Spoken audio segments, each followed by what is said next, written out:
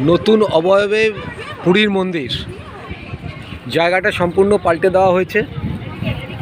সামনের এই যে প্রশস্ত জায়গাটা দেখা যাচ্ছে, এখানে কিন্তু আগে পুরো ভর্তি ছিল লোকজন।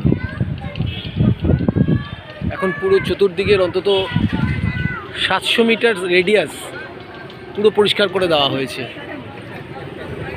সেটাই দেখা যাচ্ছে। মন্দির এখন ঢোকা নিষেধ। মন্দিরেরই সামনের চত্বর, যেখানে বাজার বস্তু যা কিছু বস্তু, এখন সব ফুল বাগান।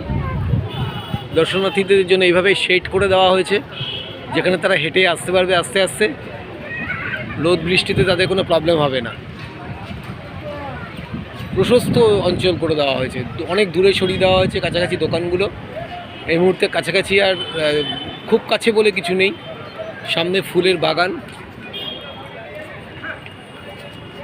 মন্দিরের চত্বর এতটা প্রশস্ত করে দিয়েছে।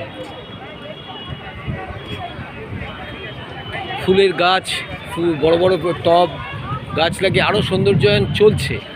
এখনও কিছুটা সময় বাকি আছে। আমরা মন্দিরের একদম মূল প্রবেশদ্বারের এখানে এসে দাঁড়িয়েছি।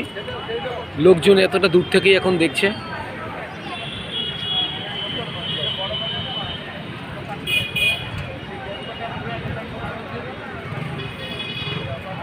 আরও কিছু বাকি আছে, ডিসেম্বরের শেষ দিকে মন্দির খোলার কথা। এই পুরো মন্দির, ওই দূরে রান্নাঘর। আমরা ওদিক থেকে এখানে এসেছি।